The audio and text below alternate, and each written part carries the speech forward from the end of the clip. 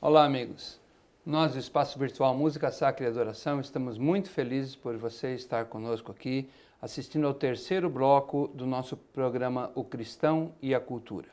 Nessa conversa franca e aberta que estamos tendo aqui com o Dr. Jétro Oliveira e o pastor Gilberto Tais, estamos abordando vários assuntos que acreditamos ser de importância fundamental para a prática da música na igreja. Se você ainda não assistiu aos dois blocos anteriores, sugerimos fortemente que os assista antes, a fim de ter um contexto correto daquilo que estamos conversando aqui. Por exemplo, no primeiro bloco, discorremos bastante sobre a situação da cultura na sociedade atual e o conflito que representa, para o jovem cristão, especialmente, para o cristão como um todo, estar imerso nessa cultura e ainda assim permanecer fiel aos princípios divinos. No segundo bloco, iniciamos a discussão sobre o uso de instrumentos na igreja, incluindo instrumentos de percussão, incluindo o uso da bateria, e citamos duas listas de instrumentos que foram utilizados no transporte da arca por Davi, que estão citados em 1 Crônicas 13 e 1 Crônicas 15. A primeira tentativa em Crônicas 13, ela não foi bem sucedida por várias razões. A segunda tentativa foi bem sucedida.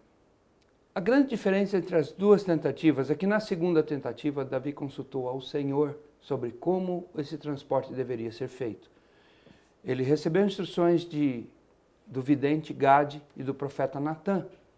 E essa instrução veio diretamente do Senhor, conforme está relatado em 2 Crônicas 29. Ao examinar essas duas ocasiões, esses dois eventos, nós notamos que a lista dos instrumentos utilizados difere. Na primeira tentativa, houve uso de instrumentos de percussão.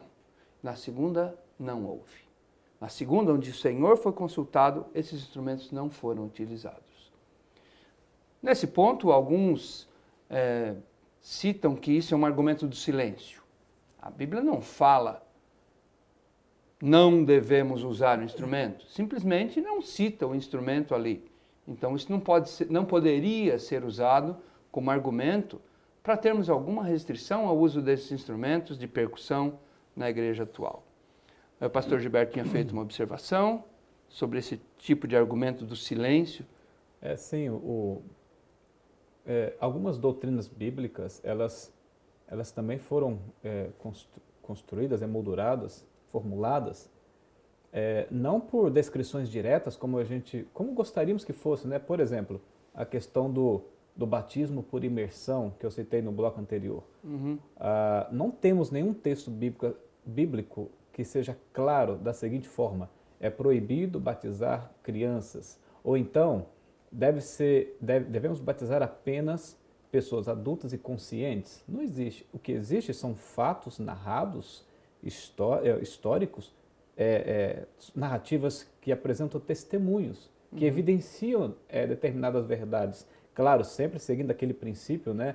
Não ir além do que está escrito, a Bíblia responde a si mesma, um pouco aqui, um pouco ali, regra sobre regra, como descrito em Isaías 28, e também a lei ao testemunho. Sobre esses critérios, a gente vai pegando essas narrativas, esses testemunhos, e emoldurando, pintando a doutrina bíblica. O quadro teológico, né? Sim, assim como a Esses doutrina... são princípios de hermenêutica, de exegese. Exegese, claro, com certeza. Exatamente. Então, eu citei como exemplo o batismo por imersão, mas há outros exemplos de doutrinas que a gente não tem tempo para enumerar, mas há outros exemplos, inúmeras doutrinas propriamente adventistas, tem o mesmo formato. Que tem esse mesmo formato. E não dá para dizer que é silêncio. Simplesmente não tem um texto claro, mas você precisa ir buscando, como a própria exegese nos autoriza a fazer. Dentro desse critério de interpretação. Dr. Jétro, o que poderíamos dizer sobre essa questão? Mais uma vez, remetendo ao bloco anterior, eu havia dito que há um princípio guia maior nessa história desses dois episódios do transporte da arca por parte de Davi. E o grande princípio que nós podemos extrair disso é que é necessário buscar a vontade e a orientação de Deus. Eu creio que todos podemos... Isso é fato. Concordar com isso. Fechado. No entanto, nós precisamos entender melhor por que não usar um instrumento. Eu tenho, por exemplo, alguma reserva com relação a essa colocação, porque o instrumento usado ali era um tambor, tem sido traduzido por vários nomes, dependendo da versão da Bíblia, mas o original parece descrever um instrumento na forma de um pandeiro, um instrumento portátil. Um pequeno tambor manual, né? Isso. Toff, né? Que é o então, daí para uma bateria nós temos uma distância muito grande. Então, por exemplo, por que não proibir todos os instrumentos de percussão que são derivados dessa família, entendendo que a bateria é um instrumento formado por vários tambores. Então, na posição de um maestro de orquestra, nós temos vários tambores na orquestra. Instrumentos chamados de percussão sinfônica, desde o bumbo, a caixa, vários tipos de pequenos instrumentos, blocos, até mesmo o tímpano, nós podemos dizer que é uma forma de tambor. Claro. Né? Então, seria esse o problema?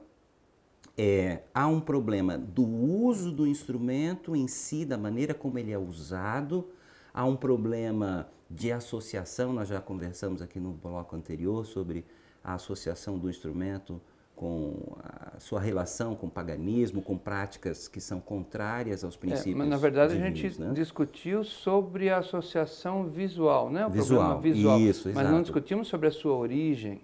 Sua origem, né? A gente também. podemos até discutir isso em seguida, né? Podemos até falar um pouco sobre isso.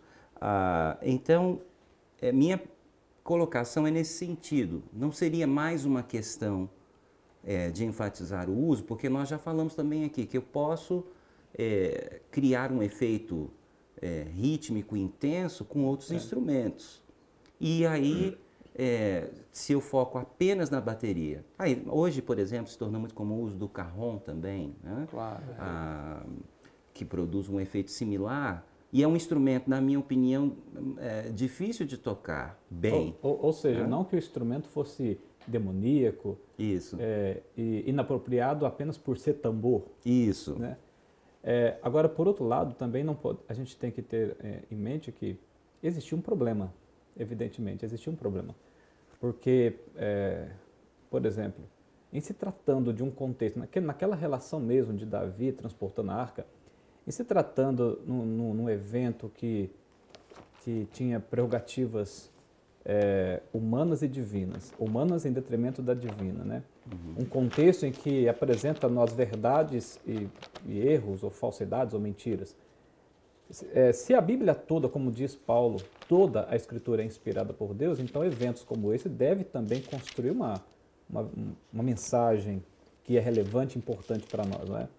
Porque, por exemplo, na primeira tentativa, porque seguindo o conselho dos homens havia tambor, e na segunda tentativa, porque seguindo o conselho de Deus não havia tambor. Esse tratando uma situação que, como eu disse, constrói uma verdade, constrói uma mensagem importante e relevante, especialmente para o contexto de adoração, de louvor, né? E também citamos, Levi, no bloco anterior, a questão do templo, né? Isso, exatamente onde eu fui aqui. Porque não a questão não é só aquela transporte da arca.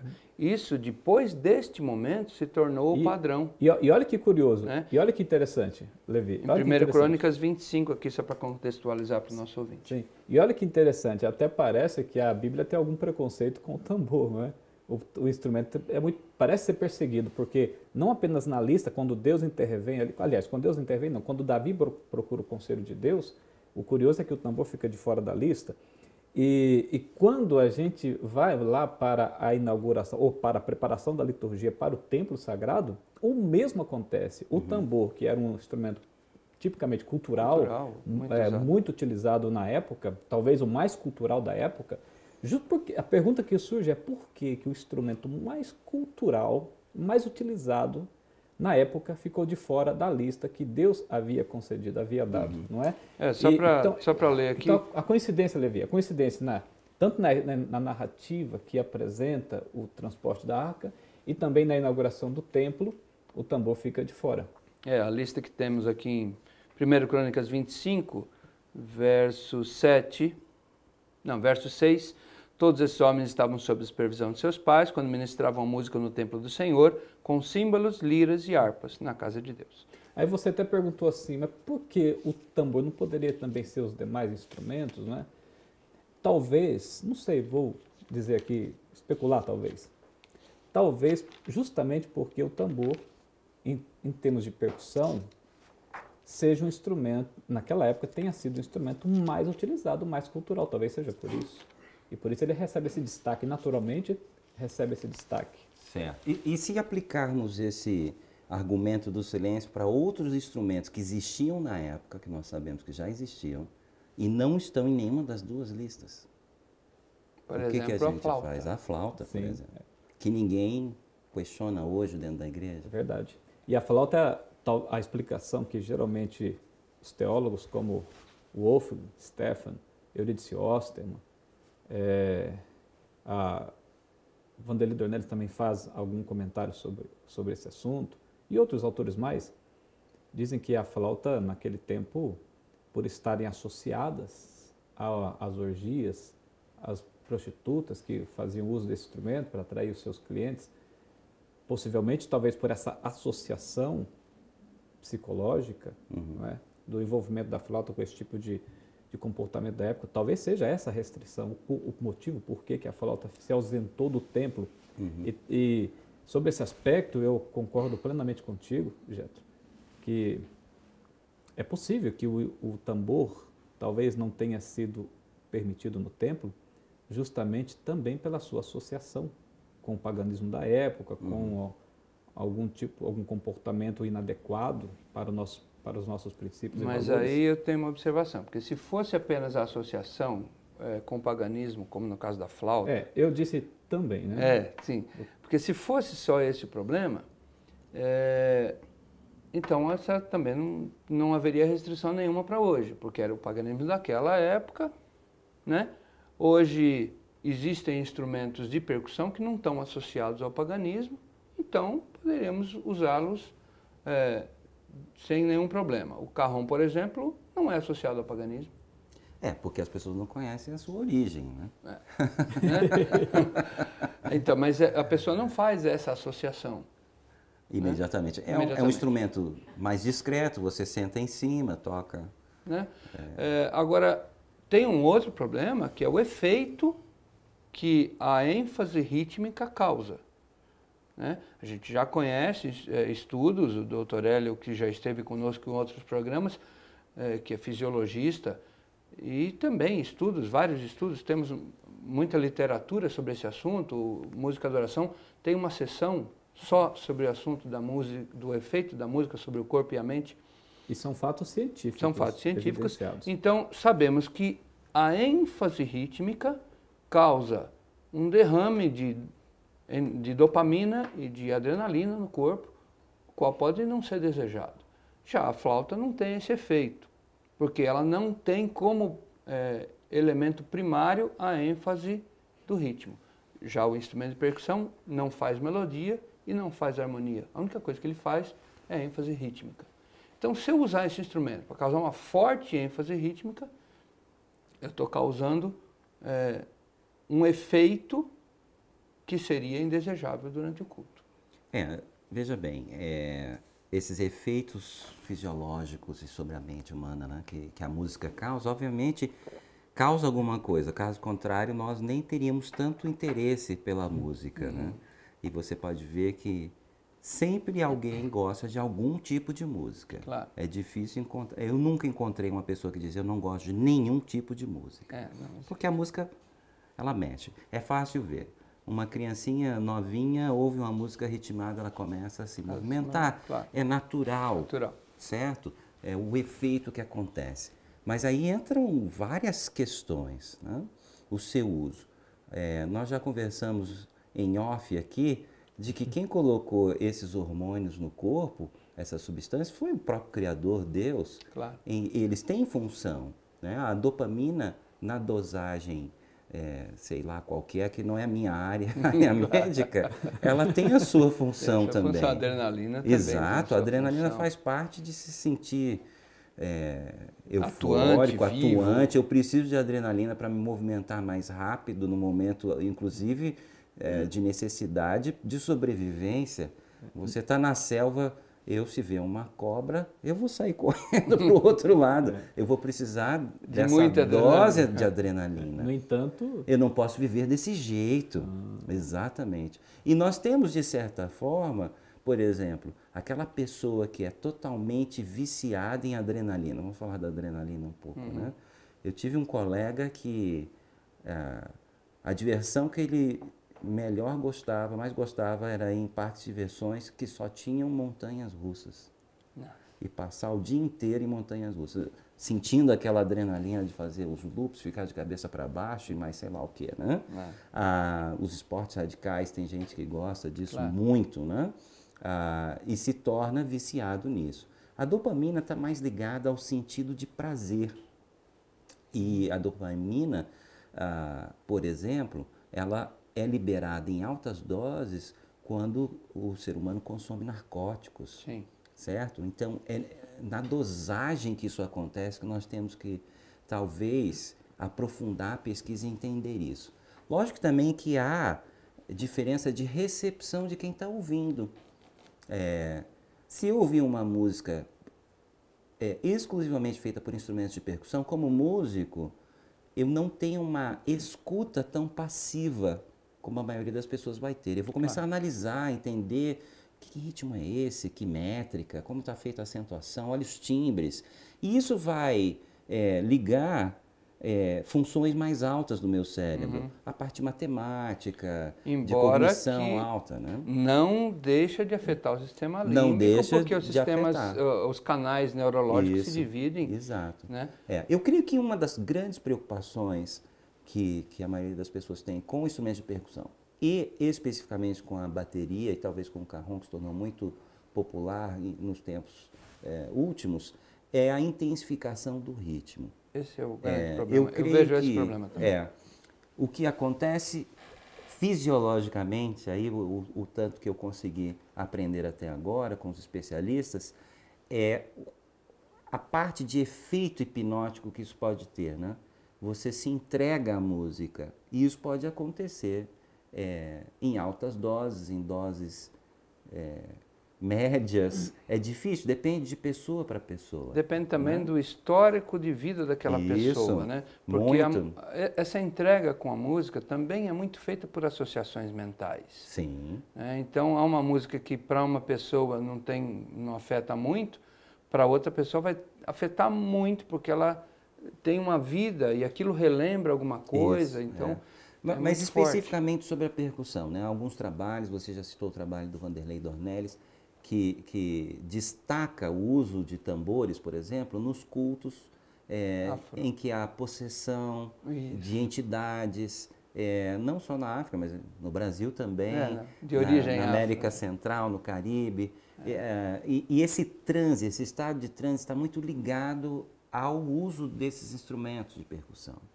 Então, o que me chama mais atenção hoje seria a questão da maneira como o instrumento é usado. A sua intensidade, a repetição rítmica intensa. E não é só ritmos sincopados, como alguns podem dizer. Eu acho que isso tem, sim, seu papel. Mas mesmo se eu fizer chamados ritmos lisos, né, nas cabeças do tempo, com as suas divisões normais, isso é percebido pelo cerebelo, né? Sim. E há filamentos que saem diretamente do ouvido interno para essa base do cérebro, que coordena justamente a ação motora do corpo. Por isso que o ritmo é tão importante. Ação motora que é instintiva, inclusive. Que é instintiva, eu não preciso pensar para andar. Por isso, certa vez eu estava num ônibus, e olhando a paisagem e tal, e eu notei que eu estava batendo o pé ritmicamente. Eu falei, por que eu estou batendo o pé? Porque você está ouvindo uma música. Não, aí eu parei para prestar atenção, tinha uma pessoa, 2 bancos à minha frente, com fone de ouvido, ouvindo uma música num volume para ele altíssimo, mas para mim está quase imperceptível. E eu vi que ele estava batendo o pé naquele Veja ritmo. como é instintivo isso. É instintivo, totalmente. Não era nem você que estava ouvindo a música, é um vazamento do fone de ouvido. E aí está uma recomendação para quem usa fone de ouvido, cuidado. Bom, né? Então a exclusão do tambor, tanto da segunda tentativa na condução da arca, seguindo a orientação de Deus, conforme Davi apresentou, e a exclusão do tambor também na liturgia do templo a partir de Salomão, isso pode indicar, então, não a demonização do instrumento, mas talvez a incapacidade das pessoas de fazerem o bom uso dele. Isso, olha que interessante essa sua colocação, Gilberto. Ok, porque, por exemplo, para Dornelles, no livro dele, Cristãos em Busca do Êxtase, ele diz assim que a exclusão do tambor no templo pode indicar, que ele levanta aqui um segundo fator que é interessante, que é aquela associação que nós falamos. Pode indicar que Deus não quis um instrumento na música de adoração por causa de sua relação direta com o misticismo e por sua influência no sentido de excitar as danças e embotar a consciência e o juízo. Talvez seja justamente aquilo que vocês comentaram aqui agora há pouco, a respeito dos efeitos, né? É exatamente isso. Deixa eu só detalhar um pouquinho mais, porque o que acontece... Deixa eu só concluir a citação. Ah, sim, tá. É porque tá esse efeito é fundamental explicar melhor. É sim, porque ele diz assim, o ritmo do tambor que inclinava as pessoas à dança deveria estar fora do culto, que requer o quê? A lucidez da mente para a compreensão da vontade de Deus.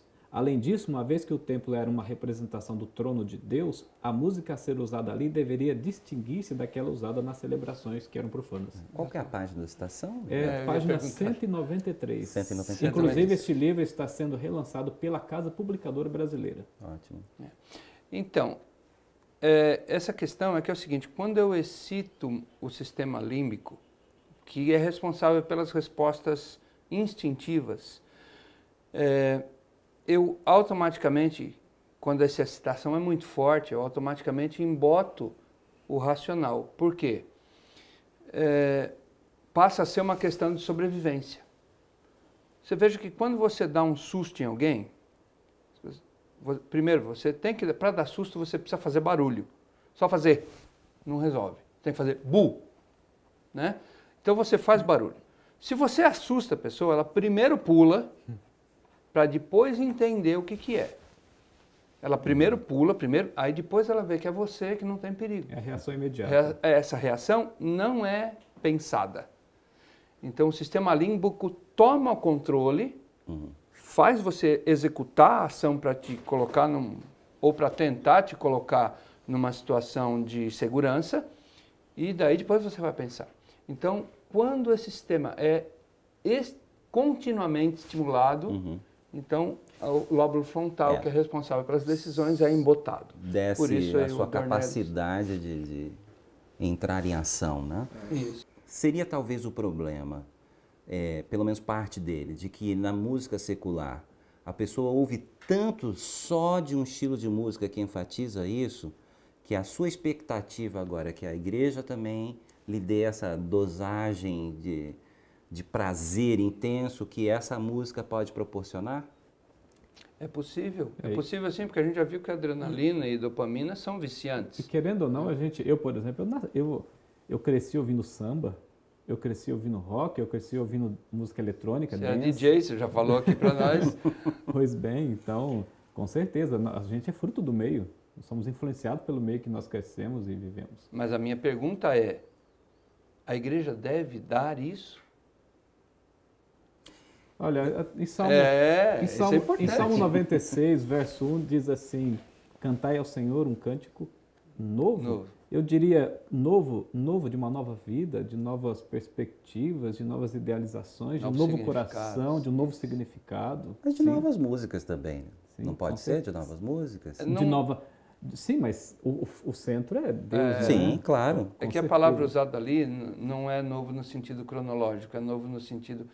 porque tem... De renovação. Tem duas palavras diferentes. Exatamente. Mas há também a interpretação da que eu creio que alguns falam que só podemos usar músicas contemporâneas, porque ela fala nova música. Então, aí eu vou... daqui a pouco eu tenho um comentário sobre isso. Mas eu quero voltar sobre o seu comentário sobre maturidade, que eu achei muito interessante. E eu sou muito sensível ao que você, em particular, Gilberto, está colocando aqui. Eu acho que tem uma função importante de chamarmos a termos prudência. E você como músico, isso é importante, você como músico formado na área, doutor em música, você reconhece isso, né? Sim. Existe uma relevância, sim. Sim. Não é algo que deva ser ignorado. Não, não. mas ao mesmo tempo, usando a palavra prudência, que nós não sejamos afoitos a fechar uma aplicação que depois pode não ser aquilo exatamente que é a vontade de Deus. Então, por exemplo, não seria nesse caso, porque maturidade envolve, por exemplo, sermos criancinhas, né? Enquanto somos bem crianças, eu sou pai, nós temos que cuidar muito do bebê, né? E o ser humano é o único que tem filhotes que precisam de muito cuidado por muito tempo, né? É verdade. É um mamífero que continua mamando o resto da vida, né? Só que do leite de outras mães, né? De outra espécie. De outra espécie. Há momentos em que você precisa realmente tirar a mãozinha da criança que está indo em direção ao ferro quente, ao forno quente ou a um perigo que ela não tem condição de perceber e por si só tomar a decisão de evitar. Mas eventualmente ela precisa crescer, amadurecer e tomar essas decisões por si mesma. Eu vejo nisso e na minha jornada cristã, eu tive bastante dificuldade de entender isso. O princípio do amor de Deus. Deus sabia que nós iríamos pecar. Que tragédia maior existiria do que essa? Assim mesmo Ele nos criou e com a condição dessa escolha, o livre-arbítrio. Eu entendo que nós corremos um risco de cometer exageros, de fazer coisas que talvez estejam realmente desagradando a Deus, que estejam sendo nocivas para as igrejas. Mas, ao mesmo tempo, eu creio que nós precisamos, chegou um momento de um amadurecimento, talvez não de maneira globalizada como a sociedade hoje pensa, né? De maneira uniforme. É isso para todos. Mas não, isso é massificação. Isso é massificação. Não é desejado. Não é desejado. E além disso, somos chamados a ser um povo diferente, separado do mundo. Mas nós deveríamos compreender cada vez mais como usar esses instrumentos de forma adequada, ao invés de simplesmente proibi-los. Eu entendo que meu posicionamento aqui abre uma caixa de marimbondos, porque brincar com marimbondo, eu não sei se você já fez isso, mas eu já fiz. Geralmente não termina bem, né? Há um risco, então tudo isso precisa ser avaliado. Então, por exemplo, eu fiz uma listinha aqui, né? Nós mencionamos a questão de associação do instrumento com uma prática que muitos vão dizer é muito secular ou profana, que se opõe ao sagrado. Né? Então, a questão visual, que eu ouço isso de muitas pessoas, não, o problema da bateria na igreja é visual. Quando ela está escondidinha ou só no playback, por exemplo, não tem problema. Mas se você montar um instrumento ali na igreja, muitos ficam chocados, escandalizados. Deixa eu só fazer minha listinha e a gente volta. Essa questão do playback é importante. Só para contextualizar para o nosso ouvinte, nós não estamos aqui só falando do instrumento físico. Porque quando a gente está analisando o efeito do instrumento nos elementos musicais ou reforçando o elemento rítmico, não importa se ele está ao vivo ou no playback. Exato. Para mim não faz diferença. Eu acho isso um argumento muito... só para contextualizar para o nosso ouvinte. Sendo bem sincero e franco, já que você disse que é uma conversa franca, Levi... É hipócrita. Eu acho isso hipócrita. Concordo plenamente. Não tá aqui, o segundo ponto da minha listinha são os efeitos. Efeitos fisiológicos, efeitos psicológicos. O que isso faz comigo? Nós temos que avaliar isso. E é difícil para a pessoa que está num estágio já... Vamos chamar de vício. Porque a música vicia mesmo. Vicia. Com certeza. Ele gosta tanto daquilo, porque aquilo produz prazer nele, libera dopamina. E por isso que eu questiono se a igreja... Como pode ser uma coisa ruim? Ele vem com essa vivência, eu questiono se a igreja deve dar essa vivência. E o terceiro item da minha listinha aqui seria a maneira de tocar, o seu uso. Por exemplo, numa ocasião, em algum lugar, estavam usando o grupo de louvor, o grupo instrumental, um carrom, e mesmo do ponto de vista musical, não estava bom. Eles estavam aplicando uma batidinha meio de samba para o hino bem junto a Cristo, que é um hino meditativo. Então, mesmo do ponto de vista da estética, não faria sentido. Nenhum. Tivemos uma conversinha, parece que as pessoas entenderam, mas geralmente há uma certa resistência sobre orientações. Nesse caso seria o ritmo só pelo ritmo em si. Porque não fazia sentido. Não faz sentido. Nós mencionamos no programa anterior um exemplo que você nos mostrou nos bastidores do hino Ó Cristãos Avante, que tem uma bateria com um uso interessante, né? É um hino que fala de movimentação, vamos marchar por Jesus, e a bateria dá esse sentido. Talvez a gente poderia colocar esse vídeo para os nossos ouvintes assistirem, porque nós já estamos 2 vezes. Já então, mencionamos, eles estão curiosos para saber do que se trata. Então, vamos colocar esse vídeo para os nossos ouvintes assistirem.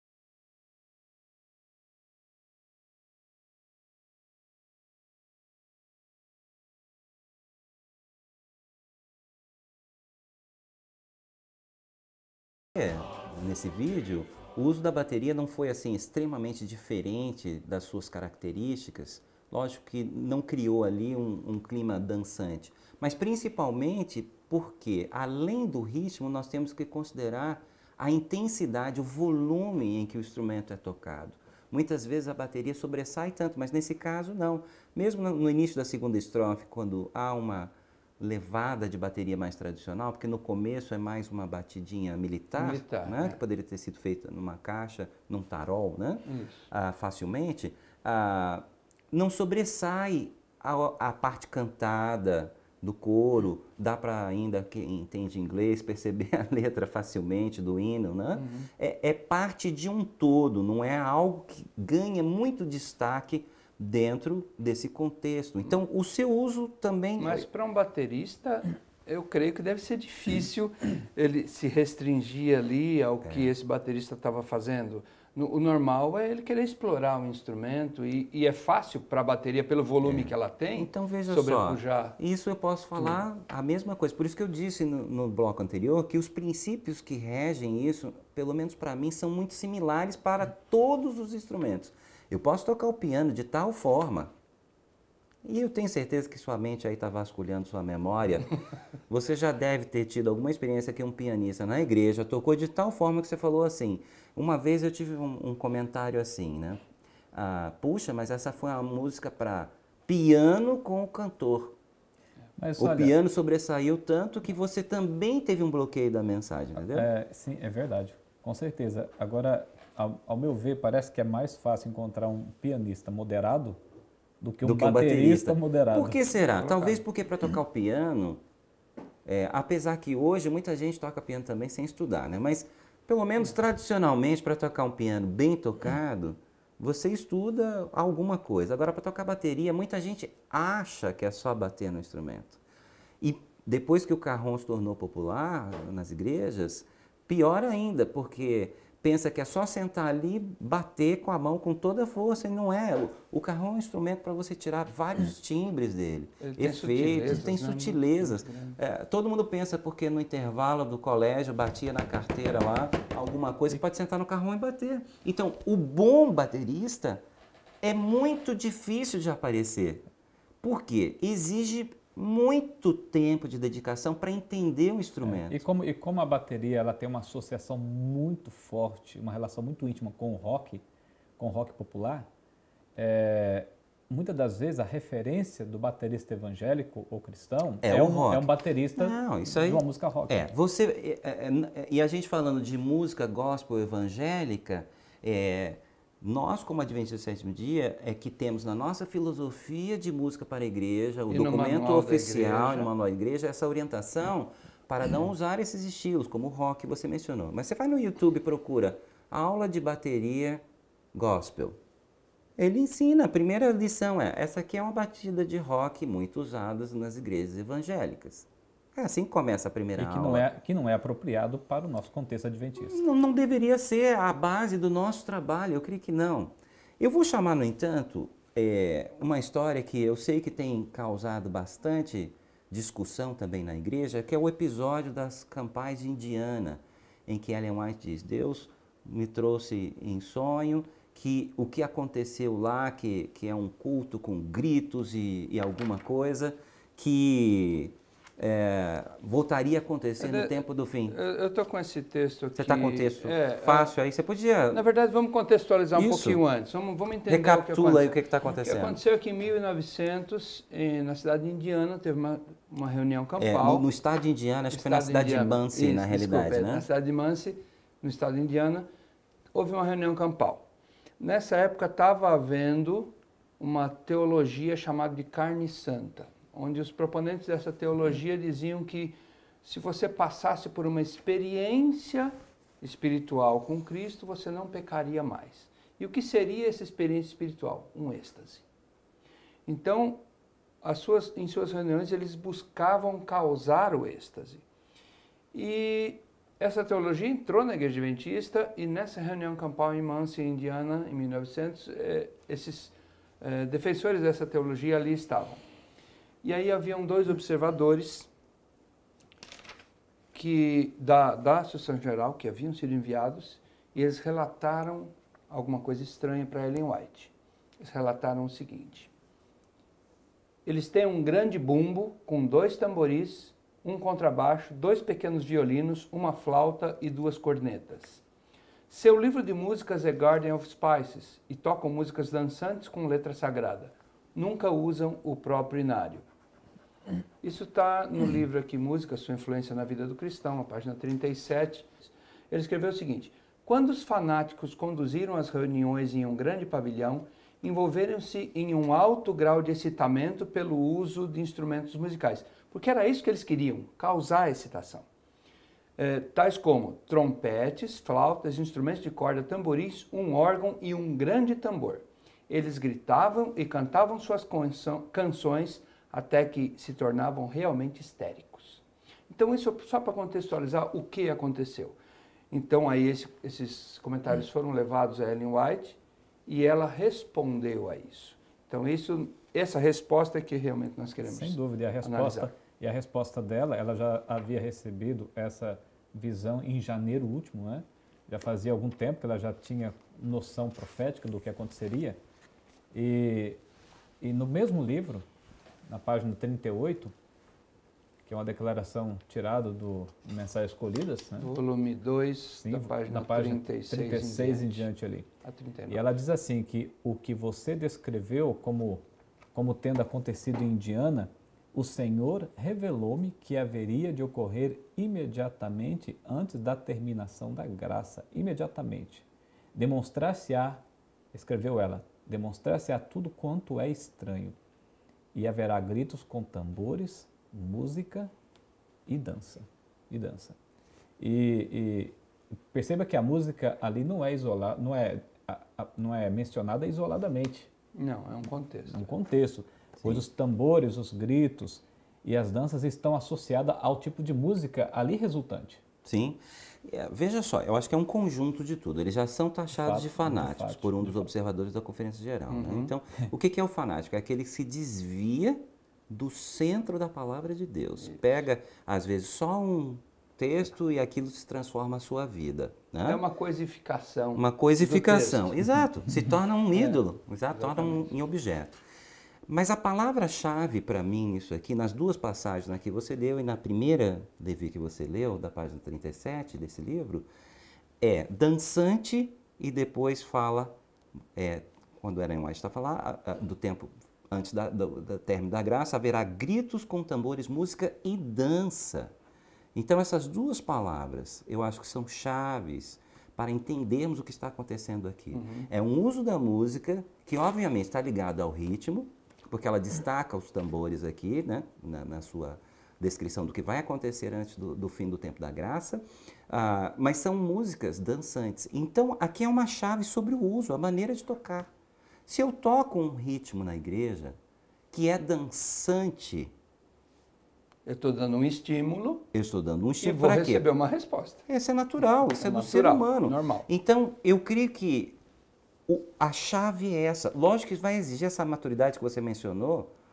É um desafio imenso para um músico isso. Veja que desafio. Mas é o mesmo desafio de termos domínio próprio para tudo. Né? Veja só, não vou puxar ainda os frutos, o fruto do Espírito. Mas os frutos da carne, quais são os frutos da carne? Vamos dar uma olhadinha nisso? Ó. Gálatas 5, começando no verso 19, já deixei aberto aqui, que eu sabia que ia puxar isso aqui. Eu vou dar destaque a algumas coisas, não vou ler toda a lista, mas a impureza, dança é muito associada à impureza sexual. Moral, muitas das danças, a coreografia das danças são ligadas à sexualidade. Né? O rock, por sinal, é um ritmo ultra dançante na sua vertente mais tradicional. Lógico que é o rock balada, o rock romântico e tantas outras vertentes. Você está na versão internacional? Nova versão internacional. É interessante que os 3 termos primeiros que ele usa é imoralidade sexual, impureza e libertinagem. Mas aí vem, olha, coisas interessantes. Idolatria, que é muito importante. Eu me torno tão fixado nisso que é meu ídolo. Eu não consigo viver sem isso. Nós já mencionamos isso. Algumas pessoas falam assim, se não for esse tipo de música no louvor e adoração, não serve para mim. Eu anotei aqui para falar depois, mas eu vou falar já. Então, Fala. A bateria poderia ser um anti-ídolo para alguns. Como um anti-ídolo? Esse é um conceito novo. Estamos inventando. O semideus, o antideus. Não, é porque... O anticristo. Exato, porque a demonização da bateria, alguns a veem como um ídolo e outros podem vê-la como um demônio. E não é esse o ponto. Ok. Né? É um problema. Os dois caminhos são problemáticos. Mas o seguinte... Uma idolatria dos dois lados. Dos dois lados, né? Mas o que mais me preocupa na lista das obras da carne aqui vem em seguida. Ó. Ódio, discórdia, ciúmes, ira, egoísmo, dissensões, facções e inveja. Parar por aqui. Então veja, se o assunto, a maneira como é conduzido, produz isso na nossa congregação, é obra da carne. É obra da carne, com certeza. Não é fruto do Espírito. Então nós temos mesmo um problema. Mesmo que a intenção seja boa. Mesmo que a intenção seja boa, não adianta. Como diz o jargão popular, né? De boas intenções, o inferno está cheio. Entendeu? Então eu vejo um problema muito sério nisso aqui. Outro problema, que a gente já usou a palavra massificação aqui algumas vezes, é isso. A pessoa ficar fissurada num único tipo, estilo de música. Eu vou falar uma coisa aqui, nós não vamos ter tempo de aprofundar nisso. Deus é o Deus da diversidade, apesar de nem toda diversidade ser de Deus. Ótimo. Entendeu? Muito bem colocado. Certo? Então, musicalmente falando, eu sou muito sensível a isso. E eu creio que nós precisamos ter variedade musical dentro das nossas igrejas. Com certeza. Por quê? As congregações são feitas de pessoas muito diferentes. Onde eu congrego uma comunidade de mais de 3.000 membros, há uma variedade muito grande, cultural, de experiência de vida, de experiência de conversão, de caminhada cristã. E não só na música, mas na pregação. Né? É claro que essa diversidade musical, ela precisa ter um parâmetro. Ter um parâmetro. Isso que eu estava pensando. E aí aqui. vem o que eu digo. O que eu percebo, pessoalmente, minha leitura musical. A música cristã contemporânea, ou a gospel, seja lá o que queremos chamar essa música, a música pop, religiosa, o que for, ela tem uma ênfase naquilo que nós podemos chamar das canções espirituais que a Bíblia menciona, né? Salmos, hinos e canções espirituais. Elas são mais falando da minha experiência, das minhas dificuldades, do meu caminhar. Se nós fizermos uma rápida recapitulação da diferença entre louvor e adoração. Louvor, lembrando, minha gratidão pelo que Deus tem feito por mim. Minha exaltação. E a adoração é o reconhecimento de quem Deus é, os seus atributos únicos, sua santidade, ser o único Deus verdadeiro, seu poder criador, sua presença universal. sua sabedoria universal, ele sabe tudo, Essa desde o adoração princípio vai ao me final. levar ao louvor. Isso. Então, olha só, eu sinto falta, como músico, de que haja mais músicas voltadas para especificamente a adoração, para a exaltação da pessoa de Deus e os seus atributos. Porque eu tenho certeza que na hora que você começa por essa temática, a linguagem musical, o pacote estético, a estética que eu vou escolher musicalmente, ela tem que refletir isso. Ok. Tá? Retomando, voltando para o assunto então, por exemplo, com o piano eu posso produzir melodia, harmonia e ritmo, mas o mesmo eu não posso fazer com o tambor, com a bateria, não é? Veja bem, aí vai depender se você está pensando uma harmonia Não, o que eu quero dizer... de alturas. Por exemplo, não, eu quero dizer o seguinte, é que o tambor, a bateria, a finalidade dela específica é a acentuação rítmica. a acentuação rítmica, mas tem uma questão tímbrica também. E esse talvez seja um dos problemas, o desafio de alguém tocar bem o instrumento, porque Sim, todo mundo exatamente. quer E o que bater. onde eu quero chegar é que talvez seja por essa razão que há tanto foco no tambor, por ser o Entendo. instrumento mais utilizado Certo. culturalmente, claro. Porque não pode ser outro tipo de percussão, não, porque no momento, ou naquela circunstância em Israel e nos nossos dias de hoje, a bateria seja o instrumento mais cultural e por isso toda a atenção é voltada a esse instrumento. Porque eu digo o seguinte, na lista de Haskell havia outros instrumentos, 7 ou 8 instrumentos Sim, numerados ele ali. descreveu toda a bandinha, Toda a né? bandinha Da toda. mesma Inclusive maneira, tinha tamborins, hein? Sim, da mesma maneira que em Israel havia também outros instrumentos, porque o tambor especificamente foi o que ficou de fora. E a gente Haverá gritos, tambores e danças. Ela só música- citou Tem 3 elementos, nominalmente né? o tambor. O tambor. E porque exatamente, se o problema de fato era em todos os instrumentos, a maneira como estavam sendo tocados, por que ela faz menção apenas do tambor, não é? Eu não estou dizendo com isso que o problema seja especificamente o tambor em si, mas talvez justamente pela dificuldade do tambor, a dificuldade de se manusear de maneira adequada o tambor, em conjunto com os demais instrumentos. Então veja só, se nesse episódio indiano, em Muncie, né, nessas campais, reuniões campais, a descrição era de um tipo de adoração que levava a um êxtase, as pessoas estavam gritando, se jogando no chão, né? Estavam espumando. Inclusive, espumando, foi né? bom, foi bem lembrado, inclusive, o problema não era especificamente a música em si, Sim. mas o movimento da carne santa. Certo. E, claro, Que a pessoa já se colocava à disposição de ter essa experiência, ela buscava essa experiência. sim, mas antes do movimento da carne santa, houve a liturgia que foi um impacto para esse episódio. E Ellen White faz essa advertência tanto à teologia da carne santa quanto à maneira Claro. da adoração, da música. Mas que foi onde eu quero utilizada chegar é o ali. seguinte, se eles conseguiram esse efeito com um bumbo, que é o que é descrito, Um bumbo, alguns em inglês é o tambores. side drum, né? Um tambor de lado, porque ele não é tocado com a pele para cima na maioria das vezes, geralmente é de lado, né?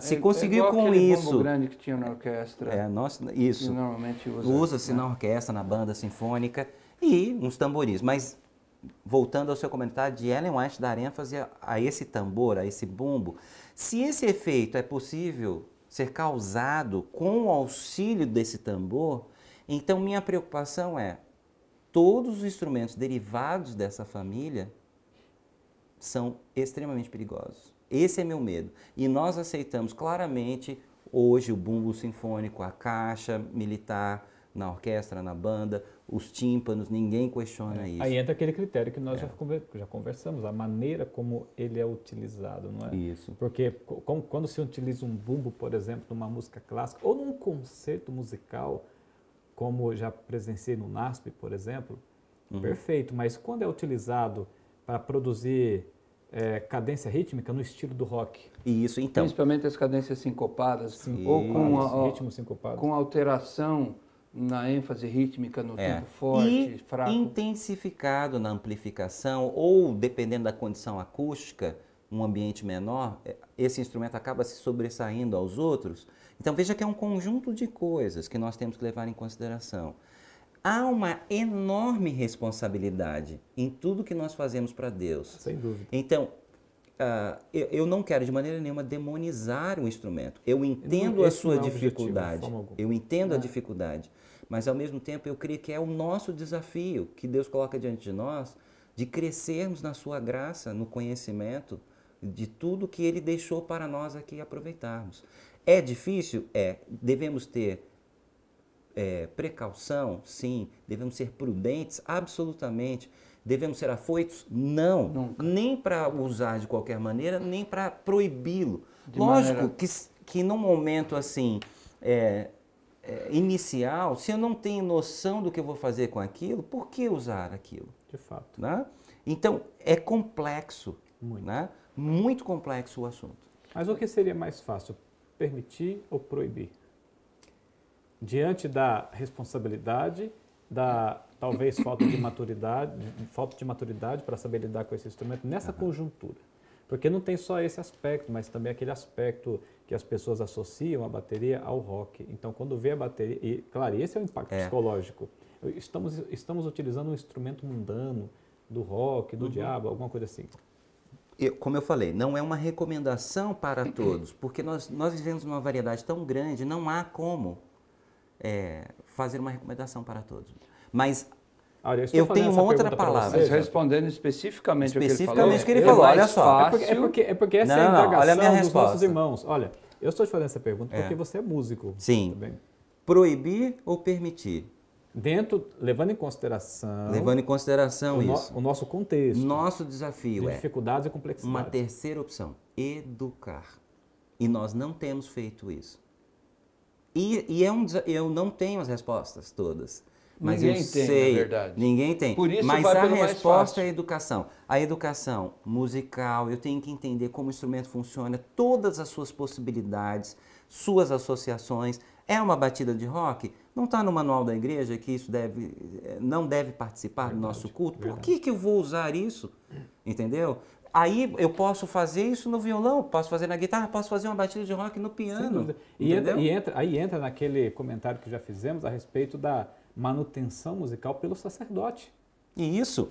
Então, veja, decisões não podem ser tomadas por uma pessoa, nem duas. Tem que haver mais diálogo. Infelizmente, a maneira como muitas vezes a condução das discussões sobre música e adoração tem sido feitas, cria-se lados opostos, o lado da esquerda, o lado da direita. E, na realidade, nós não estamos em lado nenhum, nós devíamos estar do lado de Deus, exatamente. Jesus Cristo, e juntos conversando, discutindo e crescendo. Por exemplo, uma pessoa resolve, vou gravar um CD. Ao invés dela buscar orientação bíblica, orientação com o seu pastor, com o teólogo da música, o sacerdote da música, muitas das vezes ela procura um profissional que tem um estúdio secular, pede a ajuda dele para criar aquela música. Ele já tem os músicos contratados dele, do estúdio. Sim, certo. E sem aqueles valores e princípios que nós temos, que deve filtrar as questões musicais, né, para a adoração, para a música na igreja, e acaba produzindo uma música praticamente no estilo comum da sociedade. Sim, e é isso que tem muitas vezes acontecido. E o pior é que ainda ele traz essa música para a igreja e a música vai ter aquela beleza, aquela atração de uma música convencional, normal, como a gente discutiu aqui, que a música dá prazer, querendo ou não, ela sendo boa ou ruim, ela dá prazer. Em diferentes pessoas, é claro. E ainda traz essa música com playbacks para ser cantado na igreja. Gente, essa questão está muito bacana, mas infelizmente a gente está ficando sem tempo. Nós poderíamos ficar aqui mais umas 3 horas conversando, que é um assunto fascinante, tanto para você como músico, para você como pastor, para mim como um estudioso dessa área, mas infelizmente o nosso tempo está acabando.